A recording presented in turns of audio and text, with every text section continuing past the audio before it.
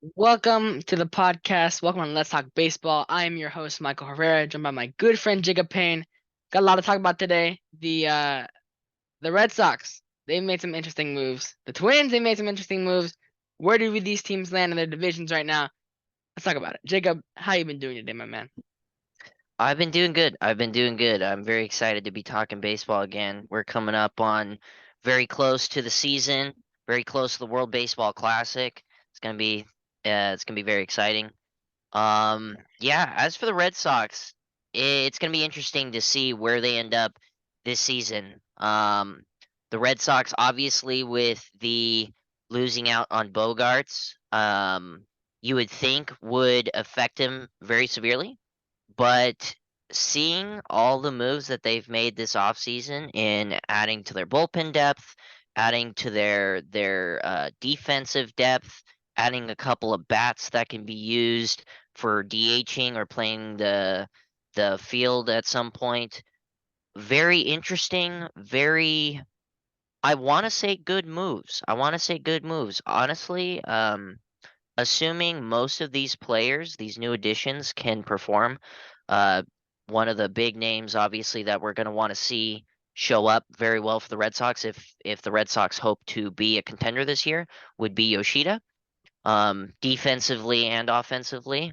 But there's really no telling to see how he will fare in the MLB. Um, Stats look good. Stats look like he will be able to perform, and I'm sure he's faced some serious pitching over in Japan. So, um, I don't doubt that Yoshida can come out here and carry an offense like the Red Sox. And if they can stay on top of it offensively, I think that'll be dependent. That will be the decider of whether or not they can be contenders this year. With the likes of the Yankees, the Blue Jays, the Rays, the Orioles, they need to show up offensively. Yeah, They've made. Go ahead. it's a loaded division.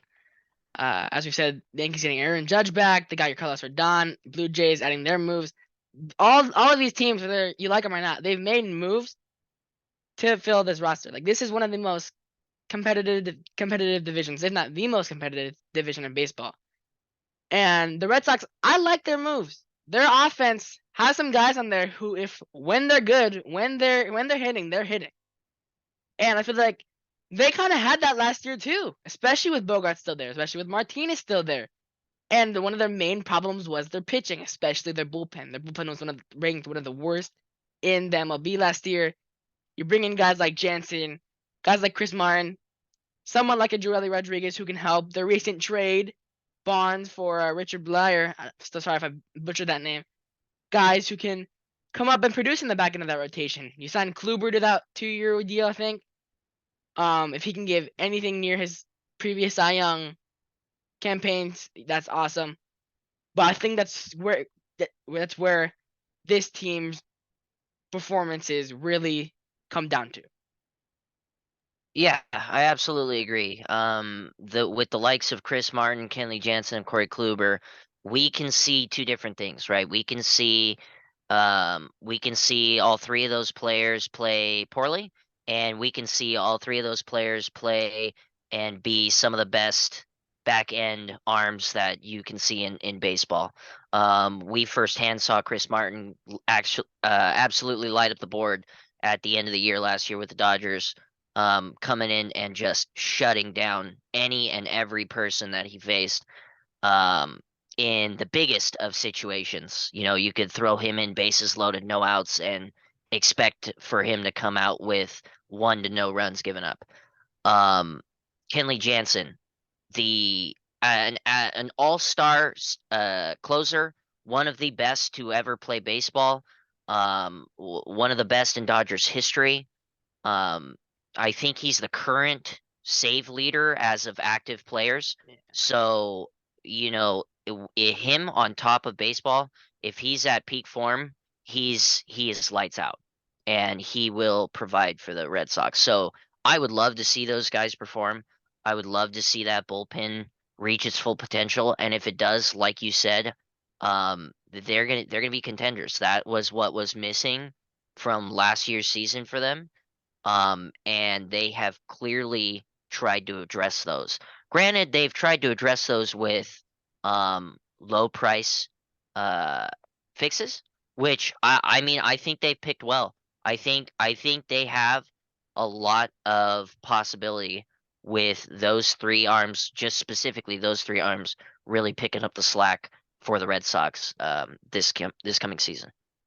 Yeah, I agree. Especially like if you look at the Dodgers and the Red Sox offseason, both teams have been sitting around a lot of just everywhere. A lot of low risk, high reward moves. And I've heard some Red Sox fans complaining like Chaim Bloom looked at the holes in this roster, put these names on a wheel, and whoever it landed on, they chose. And yeah, you could say that. I mean, these aren't the Aaron Judges, the Trey Turners that you're gonna get, but these are guys who can come out 162 games and provide for you. Justin Turner had a really rough first half last year, and stats show besides Aaron Judge was the best hitter in all of baseball in the second half. Adam Duvall, one of the best defensive gloves. Yoshida, like in their lineup right now, you got Yoshida on left, Duvall in center, Verdugo on right. Around the horn, you got Devers, Kike, Mondesi, Tristan Casas, Reese McGuire at the catching position, and JTTH. They have some guys who's going to show up. Tristan Casas, his first full year. We love to see prospects getting their first year. A lot of prospects getting their first full years next year. That's going to be awesome, especially for him in that environment. That's going to be welcoming for him. I think he's going to have a great year there. Mondesi obviously was injured, but got suspended. Let's see what he can do to come back. That MLB The Show Battle Royale legend. He's gonna put up some numbers, and I'm excited to see what he does, especially with Kike. And it'll be interesting because they do expect Story to come back at some point during the season. So I could easily see a Mondesi or even a Duvall be a trade chip, but it also depends on how well they perform during the season. Yeah, absolutely. And back to what you were saying about the low risk, high reward options they were going with, and I think this really makes sense for the Red Sox. You figure obviously everybody wants to see those big moves make. You want to see the Red Sox sign Aaron Judge. You want to see um the Red Sox sign Shohei Ohtani, right? Or trade for Shohei Ohtani. Obviously, you want to see those big moves, but you have to come back down to earth and realize that a lot of those um, possibilities aren't probable, and you're gonna get outbid. You just are. The owners of the Red Sox aren't as deep pocketed as Cohen over at the Mets, right? Who has shown that he's willing to spend billions, with an S, of dollars. So, um, but you gotta figure some of it's a dice roll, right? Obviously, you're rolling the dice with Kenley Jansen. Um, you want to see him in his peak form, and you don't want to see him blowing saves like he has in the recent past couple of years. Um, but if you can see potential and you feel like you have a good enough coaching staff to target the holes that these players have, target the hole in Justin Turner's swing, target the kink in Kenley Jansen's windup. If you feel like you can attack those and come out on the better side, uh, this is on paper. This is not a bad roster at all. It may not be as flashy as the Yankees roster, but assuming everybody up on this roster can perform at a semi-consistent level, they're going to be a force. They're going to be a force to deal with. Yeah, I agree. And like even looking at this roster, you can tell they have a lot of older guys. A lot of people, these guys are in their 30s. Duvall, JT, Chris Sale coming back on a full year, Kluber. But they're still putting up numbers. I remember when the initial trade for Chris Martin with the Dodgers happened last year, and I was like, this is a really, really interesting trade. I didn't know how this was gonna go down. I thought he might have been a trade piece for another trade we made, but no, he shoved and he lights out every time. I wanted him to be the closer from the first inning. I was there in his first game at Dodger Stadium, and it was lights out. And he just the Dodgers. I mean, it's what they do. They find these guys, these low risk, high reward guys, and they bring out the spark. And Martin, if you can get anything near what he did last year in the second half, which he's projected to do, that's going to be great for them. Like again, like I said, the pitching probably was their weakest component of their team last year, and maybe their rotation not as flashy or addressed, but they definitely fixed their bullpen. And if you can get guys like Bayo, like Sale, like Kluber giving you good 5 innings, I feel I can confidently say as a baseball fan that I trust their bullpen enough right now to go out and close those games. Yeah, I absolutely agree, especially with the likes of Nick Pivetta coming out. I think he's really an under the radar starter right now, and I think seeing what he did in the playoffs, I want to say in 2021, Yeah, um, he looked special. He looked like he was one of those kids who, once he finds it, he's gonna get going. He's gonna be special. So I'd like to see what he does this season, especially if he can stay healthy and have a full season under his belt. I think if he targets um some of his mistakes that he made over this past season, he is going to be a lights out starter. And I think, you know, if everything goes well for him, again, stays healthy, fixes what he needs to fix, I can see him being the ace of the Red Sox for years to come if the Red Sox see the potential in him that I believe I see in him. yeah, he was a stud. I remember that extra innings game, in that I think it was game 3 with the Christian Vasquez walk off. He was dominant, and I was like, man, this guy is gonna be a stud. I totally agree, and I think that, Not only dominant, but the energy. Like oh yeah, that kid, he's a Vesia that type kid guy. Yeah, absolutely. And I love those types of players just bringing the energy. You watch him pitch, you watch him get all hyped up after he gets out of a tough spot. That just gives me chills every time I see it, every time I think about it. So, like you need that. You need some dude like that to pump up your team to get him going, especially in a game like an extra innings game where he can just come in, shut down an inning, and just give the team an energy boost that they really need. I agree. That energy is, of course, a big part of baseball players' games. You know, you had the the big three last year: Trey Turner, Mookie, and Freddie. And when they were hot, when they were hitting, they were bringing smiles. Hanser Alberto was that guy for the Dodgers. You got the rally caps for the Mariners that they had, which brought energy. And something that the Red Sox lacked last year because of injuries, it's because of how they were playing, was that energy. I mean, he got the shopping cart after the home run, but still, there was a huge lack of that in the clubhouse. And with the signing of JT and Kike, the besties being back together, that's gonna help that. And I think a part of what they did kind of address was the energy. I mean, these are guys who are gonna get pumped up after a rally, and I think that if they can do that, they're gonna be in a good spot. And this brings me to my final thought about the Red Sox in a division where you got the Yankees re-signing Aaron Judge and getting Carlos Rodon. Where the Blue Jays, they got Kiermaier, Varsho, Bell, just signed Chad Green, Chris Bassett. Where the Rays extended some guys, where they got Zach Eflin, and where the Orioles made some moves, Kyle Gibson, Adam Frazier. I don't. I'm in my opinion, I'm not counting them out. Like I said, if these guys can come and show up, they're gonna be a force, and they can definitely give the Yankees or whoever a run for their money. But where do we see this team not only in as like a postseason bracket type, but in the division? I would say I would put him at a conservative third in the division. I don't think the Rays have done enough to address the holes in their roster. Don't get me wrong; they have always proved that they can perform with holes in their roster. And they've done it before, year after year. So, I wouldn't say they are completely out.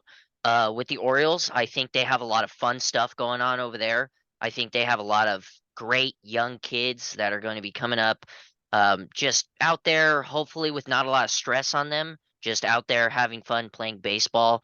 Um, but on the other hand, I don't really expect too much from them either. So I would say conservatively, I think the Red Sox could rock a nice third place this year, and I feel like if they play their cards right, and if they play well, they could probably lock up one of those wild card spots.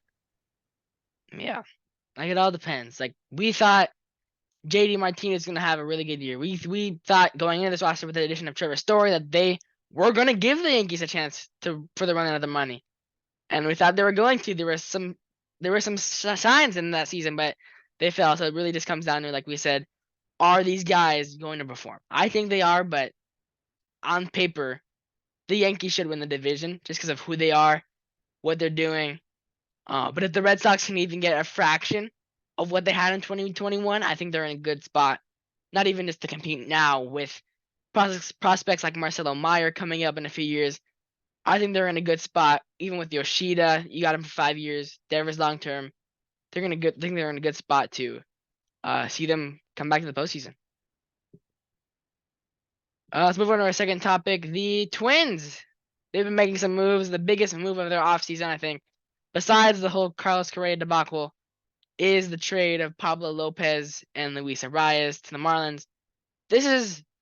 I think this is the most win-win move we've seen for any team. I like the Varsho Gurriel move from the Diamondbacks, but the Marlins, they said we're going to go out and get contact hitters.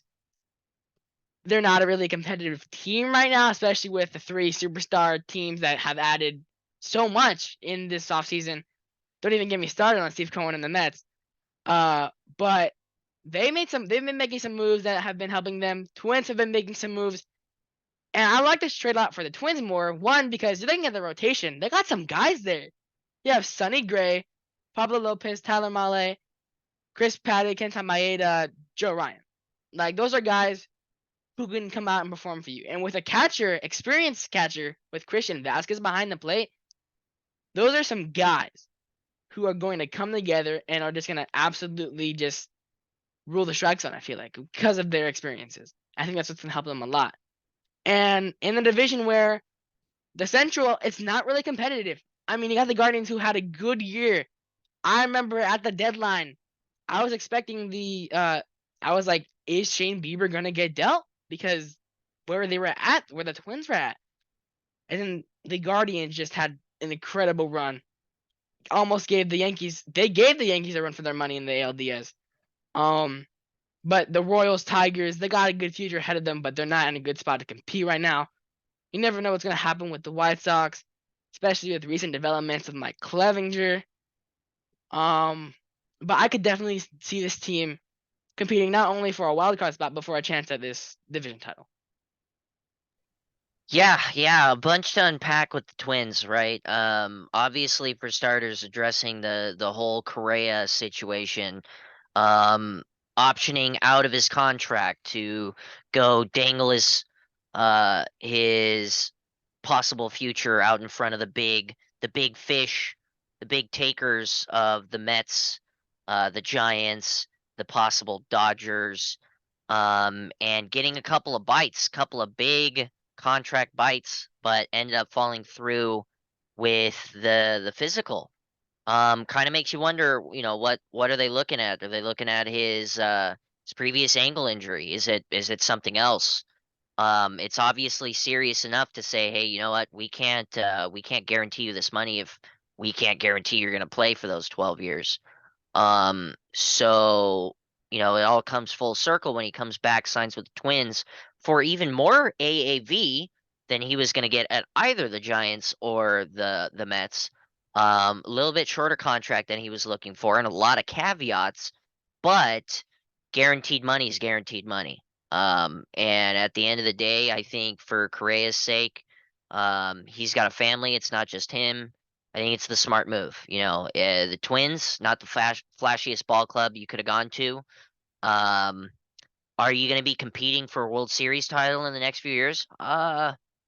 Possibly, maybe. I mean, I think they'll probably be at the top of their division for the next few years, at least, or at least competing for it. As for the World Series, tough to say. Tough to say because there's a lot more big fish out there in the World Series running, at least for the next few years, at least on paper, right? Yeah. Um, so it's not all that he wanted, but you know what? I think he should be happy with where he ended up and the AAV he got for 8 years. It's very comfortable. I would imagine, especially again having a family, having a young kid. He's gotta think about. Um, and then we move on to that Pablo Lopez trade. I'll be honest. I don't know if you saw this coming, Michael. I didn't see this coming. I saw Pablo Lopez getting traded, not to the Twins. Yeah, I didn't think the Twins were going to be making any big moves, much less on a big starter like Pablo Lopez. That dude, I had him going to the Cardinals. Like in my yeah, opinion, yeah. I thought he was going to the Cardinals. Maybe. Let's see who else needed pitching additions. the Obviously, Padres were linked to him. The the Dodgers were linked to Padres, the him. Dodgers, big teams that needed some starting help. I imagine the San Francisco Giants at least had a look in towards him. Um, so to see him land at the Twins is very interesting to say the least. And that's a huge signing for the Twins. I mean, let's be honest. We're looking at the starting rotation. It looks good. I mean, on paper, they look like a solid rotation. I mean, you got three guys up there that are solid pieces. You've got a 4 and a 5 guy that, hey, if they can get out there and put up 5 innings, 2 runs, that's all you need. And the offense is coming together a little bit better than I think they expected, especially with Carlos Correa originally optioning out of his contract. I'm sure the ideas at least originally were, hey, we need to get an offensive powerhouse to come back here so we can start putting up numbers, and um they end up with him again, right? So you look at this roster, I gotta be honest, I think aside from the bullpen that could use a little bit of work, it looks pretty rounded out. It looks pretty solid, especially defensively. Yeah, If you look at the additions, with Michael A. Taylor out there, you have Byron Gallo. Buxton, Gallo, again Correa at shortstop, Kyle Farmer in the works. Um, there's a lot of potential with this lineup, and again, like you said, in a central division that for all intents and purposes is not competitive. It just isn't. The White Sox were a complete laughing stock of baseball last season.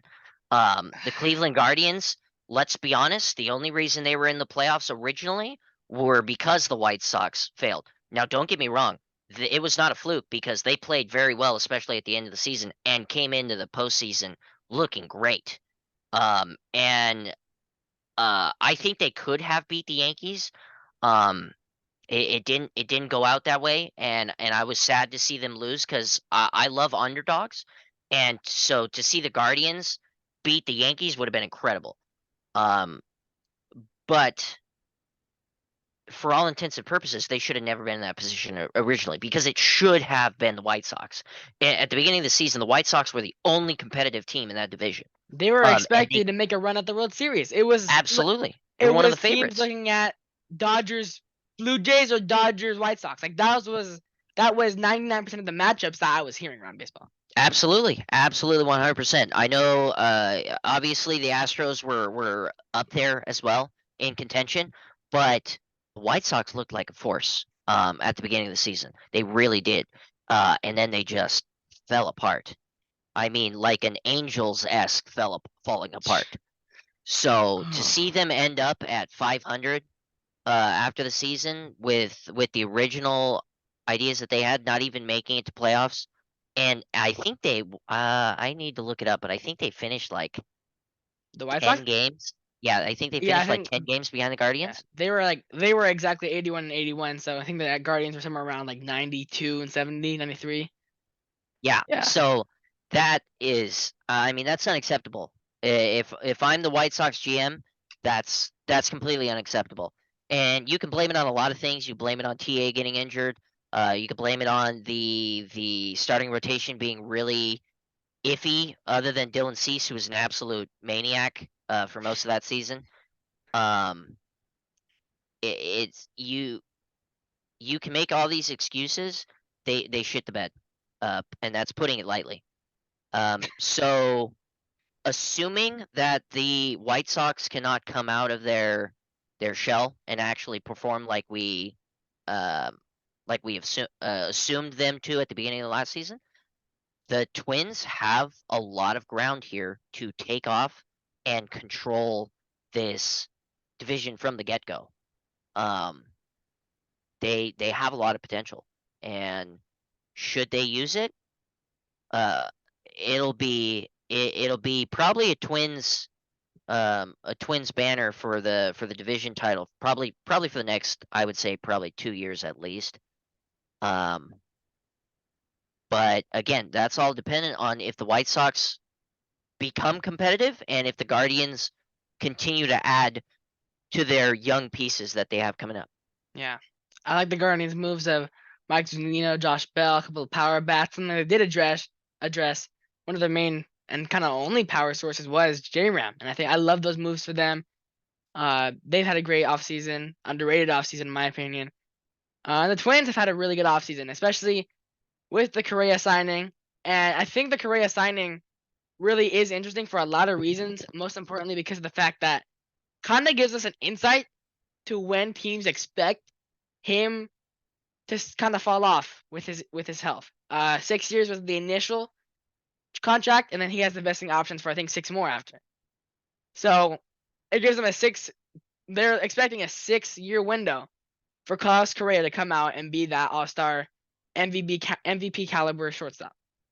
So it's like, do they prepare long term? Can they prepare long term to win, or do they want to prepare in the next 6 years?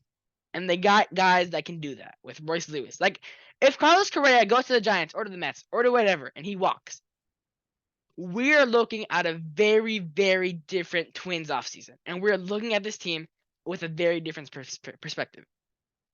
We see Guardians just running. And they could obviously still run. This isn't, like we said, not the flashiest team to have the most competitive division. But they made some moves. I like the outfield of Gallo, Taylor, Buxton. Buxton's gonna get some DH spots. Of course, his health has always been a question. I think that's gonna help him stay healthy for a majority of the season. Being able to put Taylor in center field and to have that same defensive guy out there. And on paper, kind of like the Red Sox, if you have guys that can come out there and perform. Around the horn, it's Royce Lewis, Correa, Jorge Polanco has always been one of my favorite players to watch. He's a stud. First base has been a question, especially with the loss of Luis Arias. Sorry, I almost said Urias for a second. He was a guy who's always gonna give you 300 averages, 350 plus OBVs. He might not have the high slugging or 20 home runs in a season, but he's gonna provide for you. He's gonna get a hit for you probably every game of the series, if you're being realistic. That's why I love the trade for the Marlins too. And like you said, the defense, that's going to be a big factor.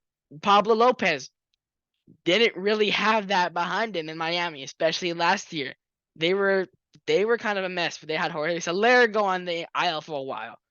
Avisail Garcia was not the Avisail Garcia of 2021. I think that's really going to help him. Like, he had around, I think, 8 to 10 losses last year. And that was because some of the defensive errors, the runs to back it up. And this team has some pop. You got Gallo, Buxton, Correa, and Polanco in the same lineup. That's gonna give you some homers. And I think that if they're gonna tap into that, especially with the shift being gone, Gallo's gonna. I already saw his average jump up. I'm pretty sure on Fangraphs it was like a 218. Like, for Joey Gallo, in the past 2 years that we've seen him with the Yankees and the Dodgers with his struggles, that's good for him, and he can keep building on that. We're gonna see the Joey Gallo of the past return, which is what I think baseball's kind of rooting for. He's a guy you love.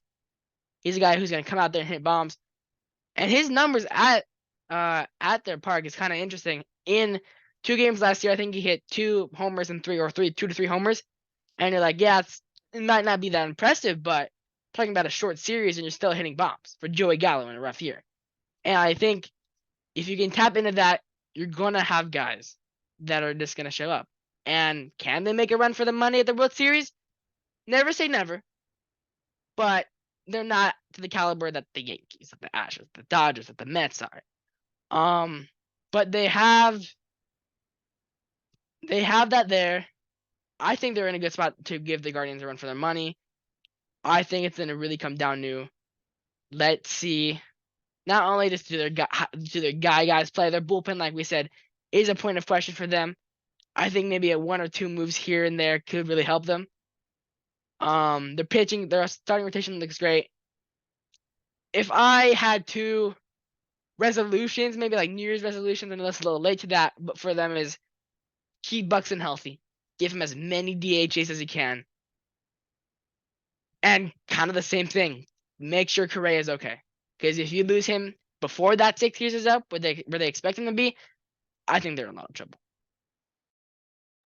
Yeah, I completely agree. Health is going to be the big thing for the Twins in the next few years. If like you said, if Buxton is healthy, if Correa is healthy, if they have relatively full seasons, where they can play and thrive and not need long IL stints, um, they're gonna put up numbers. I mean, they just are. They're players that you're gonna have consistency over the years. And they're some of the power guys. And so if those power guys go out on the IL, then you're looking to some of your rookies to fill those spots, and you don't want to put the pressure on rookies to say, "Hey, you're filling the spot of some dude who can hit 30 home runs a season, 30, 40 home runs a season, and 90 RBIs. So good luck. Hope you can hit 260 and hit a couple of home runs while you're filling in for the dude who's on the IL." You don't want that. You don't want to bring up your rookies like that. You want them behind your veterans. You want them behind your players where they can learn and they can adapt and they can screw up and it not cost them the game. You know. So absolutely, their health is paramount, and moreover, not just the health of Cray and Buxton, but the health of the starting pitching. I think we're talking about how the starting pitching looks great on paper. It's also kind of a glass house, right? Um, all they need is 1 or 2 of those arms to go out on an IL stand at the same time, and you're down to 3.5 starters, and probably a long reliever in there as well. Um, you're gonna be doing what the Dodgers did a lot of the last couple of seasons, which are bullpen games. And bullpen games are brutal. They're brutal. They tax everybody more than you think. Um, If starters you and don't and think, look bullpen at the arms alike. 2021 bullpen stats after Game 5 of the NLDS for the Dodgers. Yeah, yeah, brutal. So it'll be interesting to see the Twins play this season. Um, if they stay healthy, I can expect them to have a relatively good season. I would say they're an above 500 team. I would say probably hovering around 85 wins. And I would say if it's anything like last year, I think it's going to be a pretty tight race between the Guardians and the Twins. If they exceed expectations, the Twins should take the AL Central um, without any questions asked. Um, if not, it might just be another Guardians division title. Yeah. Let's stay in the Central for a bit, just for our last piece here. The Royals. They just brought back Greinke, brought in Lyles and Yarborough, brought in Chapman, which I thought was an interesting signing. I really thought he was going to the Padres. I thought it would have been a great piece for them. But you look at their roster again, Central divisions for both leagues. You got 1 or 2 teams who are gonna put that record up and be good, and the rest, quite frankly, aren't. Let's just say what it is. The Royals, I don't think, of course, they're not winning the division no time. I don't think they're winning the playoffs. Like, just forget that. But they've made moves to help them there. At least get them some trade pieces. Not the most flashy farm system at all, but they got some guys. And I mean, I'm looking at this lineup right now, and it's not that bad. I mean, you got guys like Bobby Witt, Vinny Pasquantino. You still got Salvador Perez, who can still show that 2 years ago that he hit 48 bombs, most by a catcher ever. You got MJ Melendez, who's going to be a stud. You got Drew Waters, Kyle Isbell, Nate Eaton, sorry. You got Michael Garcia coming up. You got some guys, and Nicky Lopez. I know he was rumored in some trades with the Red Sox, and the White Sox. He might still get a deal, but they've got some rookies. They're not in a spot to compete. They're a team that kind of reminds me, besides their moves right now, of the Pirates. Hey, let's put these kids out, see what they can do, get them the experience. I think the additions of guys like Lyles and Yarborough are going to be really nice. Lyles didn't have a bad year last year with the Orioles. He was kind of an underrated piece for them to attain, and I think that's going to help a lot of their young pitchers because that's what they have.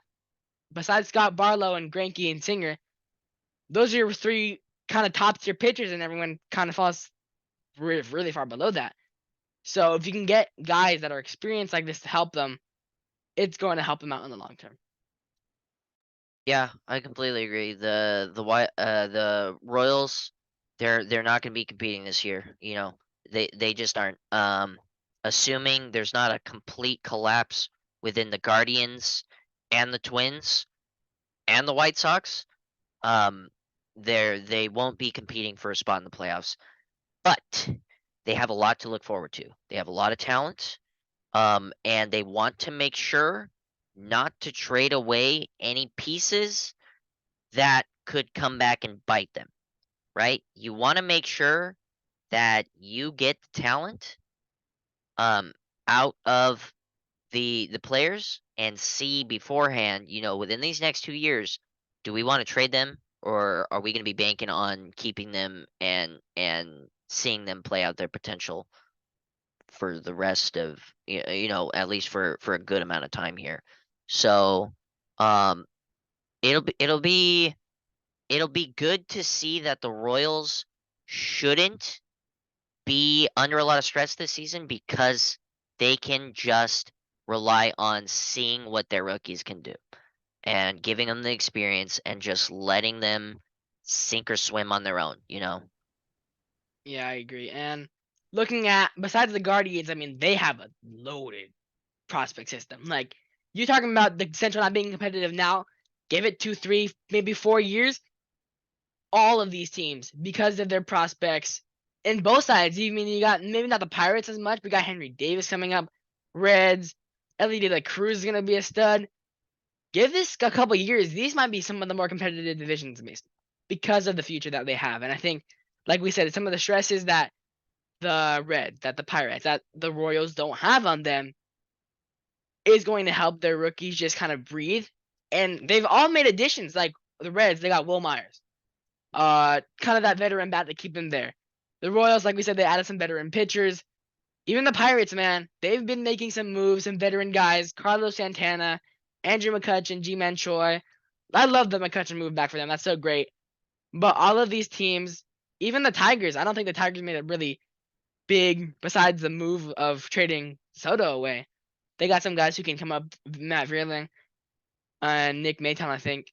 They have guys who can just, without the stress of putting out a 162, trying to make the playoffs. Like, that's going to be interesting to see for some rookies. I know Brett Beatty, Francisco Alvarez for the Mets. We got a lot of guys for the Dodgers relying. Miguel Vargas, James Outman maybe. Bobby Miller sometime at point of the season. They're going to have a little bit of that stress on them. And they're projected for good seasons, but we never know with rookies. And it's just going to be interesting to see how they develop. And I think that with this breathing room that these teams have, they are going to be pretty good. I shouldn't say that. In the coming years, they're going to be in a spot. I think all of these teams are going to perform better than what they did last, because they have made the moves to improve. They're not competing, but I think give it a couple years and we're going to see a huge fight for these central divisions. All right, that's all we got today. Next week we'll be talking about the Angels. Their weird off season. Is Ohtani gone with the Artie Moreno news that he is here to stay?